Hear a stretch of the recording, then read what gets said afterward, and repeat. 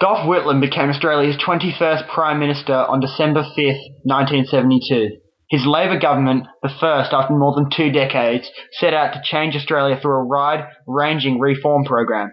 Whitlam's term abruptly ended when his government was dismissed by the Governor-General on the 11th of November 1975.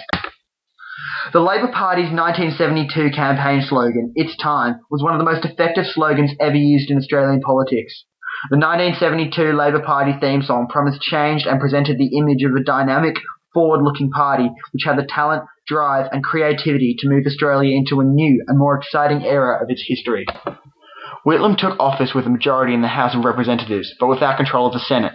The Senate at the time consisted of 10 members from each of the 6 states, elected by the proportional representation. The ALP Parliamentary Caucus chose the ministers, but Whitlam was allowed to sign portfolios. A caucus meeting could not be held until after the final results came in on December the 15th. In the meantime, McMahon would remain caretaker Prime Minister. Whitlam, however, was unwilling to wait that long. On the 5th of December, once Labor's win was secure, Whitlam had the Governor-General, Sir Paul Hasluck, swear him in as Prime Minister and Labor's Deputy Leader, Lance Barnard, as Deputy Prime Minister. The two men held 27 portfolios during the 2 weeks before a full cabinet could be determined.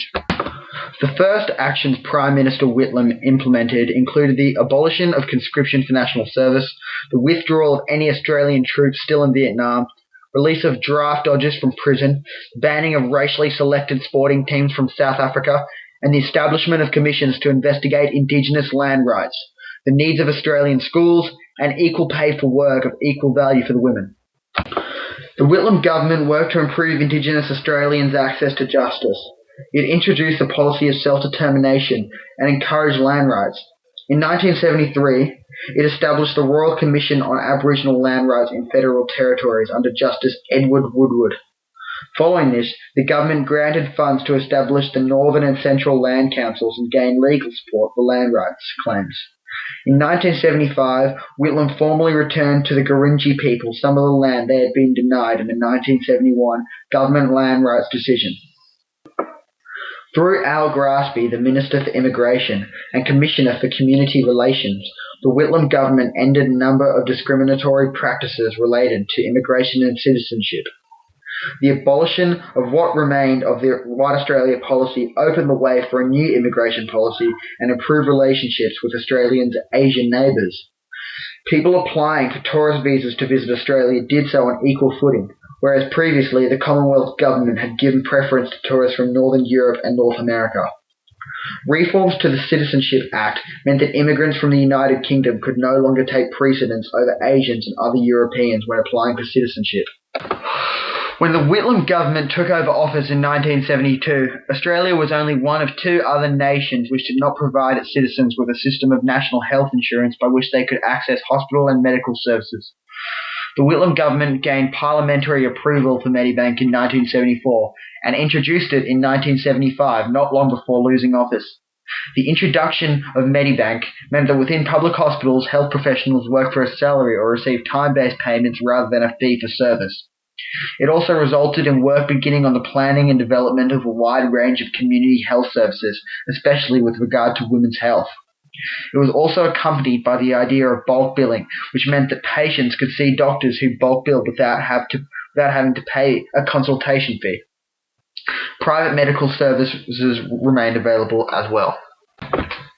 Whitlam wanted Australia to have a foreign policy that was independent of Britain and the United States. His goal was to develop a foreign policy that expressed Australia's unique interests, not those of Britain or the United States.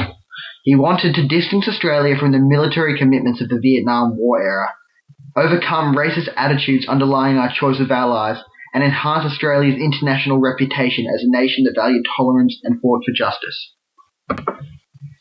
Gough Whitlam visited the People's Republic of China as opposition leader in 1971 and promised its government that, if he won the federal election the following year, Australia would establish diplomatic relations with China. This view was in marked contrast to that of the McMahon government, which refused to relinquish its ties with the Taiwanese government, arguing that Australia's attitude was in keeping with that of other countries in the region.